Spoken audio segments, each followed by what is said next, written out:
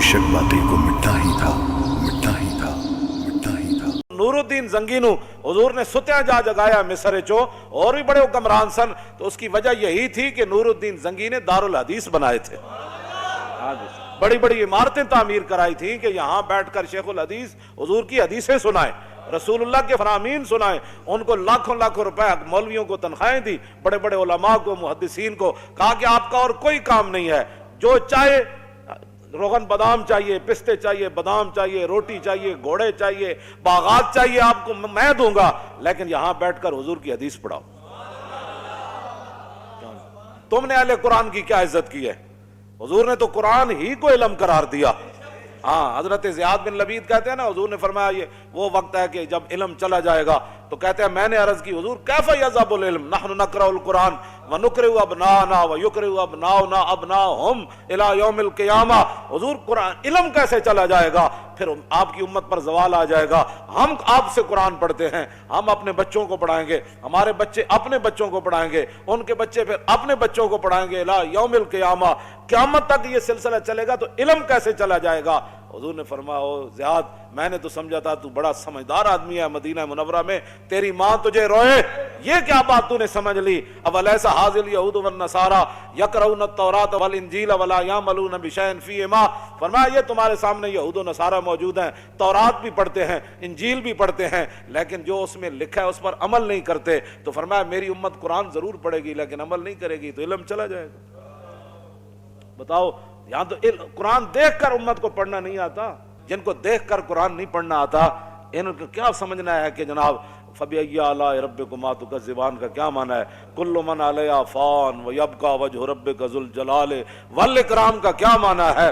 وَلِمَنْ خَافَ مَقَامَ رَبِّهِ جَنَّتَانِ فَبِأَيِّ آلَاءِ رَبِّكُمَا تُكَذِّبَانِ ذَوَاتَا أَفْنَانٍ وَمِن دُونِهِمَا جَنَّتَانِ، ان چیزوں کا ان کو کیا پتہ ہے؟ اذا وقعت الواقعۃ ليس لوقعتها كاذبۃ خافضۃ رافعۃ اذا رجت الارض رجا وبست الجبال بسا فكانت هباء منبثا وكنتم ازواجا ثلاثا سبح لله ما في السماوات وما في الارض وهو العزيز الحكيم يا ايها الذين امنوا لم تقولون ما لا تفعلون كبر مقتا عند الله ان تقولوا ما لا تفعلون تبارك الذي بيده الملك وهو على، ان کو کیا پتہ ہے میں کیا پڑھ رہا ہوں؟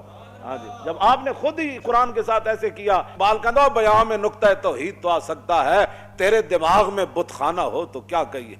جہاں میں بندہ حر کے مشاہدات ہیں کیا، تیری نگاہ غلامانہ ہو تو کیا کہیے؟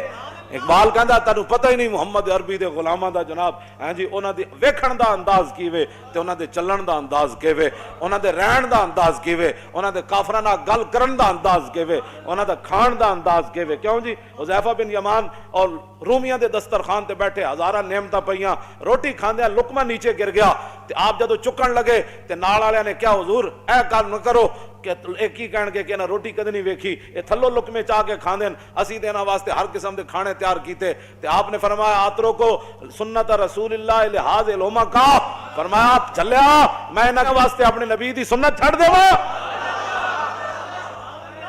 جہاں میں بندہ حر کے مشاہدات ہیں کیا؟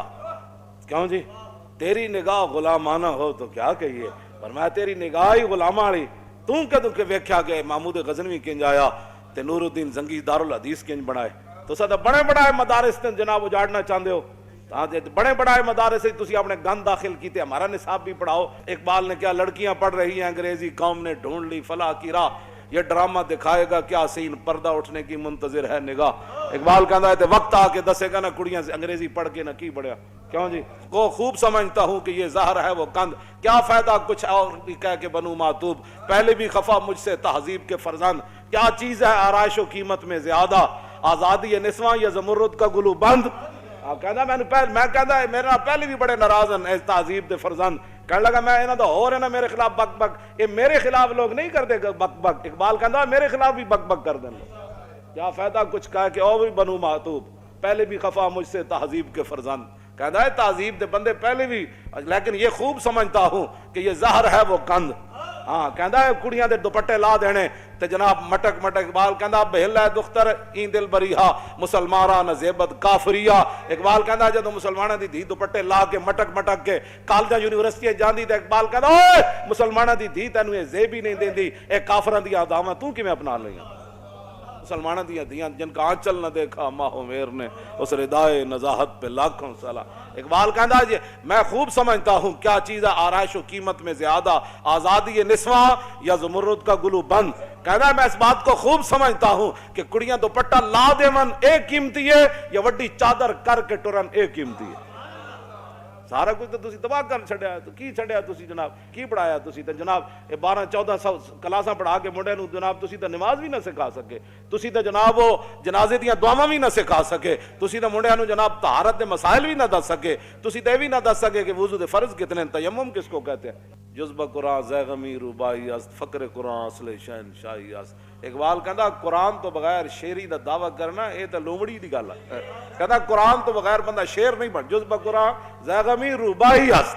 اقبال کہندا قرآن تو بغیر بندہ کہے میں شیر ہاں، وہ شیر نہیں، وہ تے لومڑی ہے۔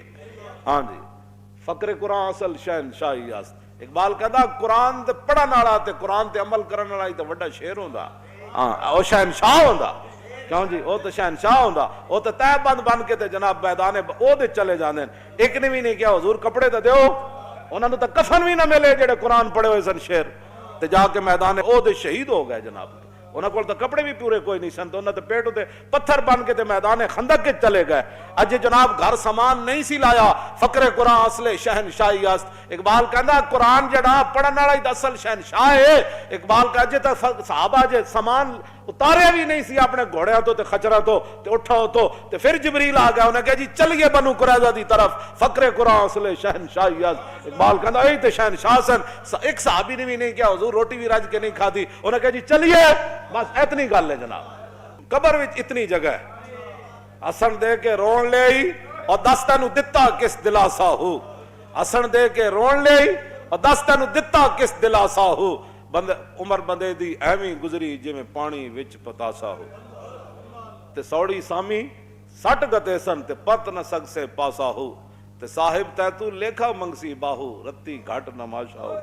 ہاں جی، اس واسطے اتنی ساری لبنی جا، او بھی قسمت والے نو لبنی، او بھی قسمت والے نے رکھنا ہے انہوں تھلے، ورنہ گور کن تے دھڑال کر کے سٹ دین۔ پھر قبر جنہ دی جیوے ہو، اور قبر پھر انہاں دی جینی جنہ حضور نال وفا کی تھی۔ ہاں پھر رسول اللہ نے جنہ وفا کی تھی تے اسی تو آنو او راہ لا رہے ہیں۔ نور الدین زنگی کی بنایا جی دارالحدیث۔ دوسرا انہیں مدرسے کھولے، بند نہیں کیتے، مدرسے کھولے تے دینی کتاباں چھاپ کے تے مفت تقسیم کی تھی۔ چھاپ تے مراد لکھوا مدد تسی کہو جی اس ویلے چھاپے خانے کتے ہوندے سن، اس ویلے بڑے بڑے شعر بیٹھ کے سونا سونا خط لکھتے سن۔ تیسری بات نور الدین زنگی نو ستیاں رسول اللہ نے جا کے جگایا، فرمایا اٹھائے میری ناموس کے لیے۔ کیوں جی ایویں کوئی نہیں کوئی کام کسی دا کردا، کوئی تعلق ہوئے تو کرنا، ہاں کوئی تعلق ہوئے تو کرنا، ایویں نہیں کردا جی فلانا نہیں کردا میں کہ نہیں کردا تو روے اپنی قسمت نو۔ کیوں جی تے شکر کرن لبیک والے جڑے دیہڑی راتی لبیک دا نعرہ لاندے او نہ ہو میرا ذکر حضور میں ہوا ورنہ خوشی میری طرف دیکھ کے مسکرائی کیوں۔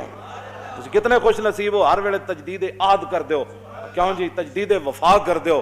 تیسری بات جو نور الدین زنگی کے اندر تھی، وہ سرکاری خزانے سے تنخواہ نہیں لیتے تھے۔ ساڑھے بزرگاں نے لکھا ہے نا تینہ وجہ تو نور الدین زنگی نو حضور نے ستیاں جا جگایا۔ آپ نے فرمایا کہ آ مدینہ منورہ میں میری عزت کا کام ہے۔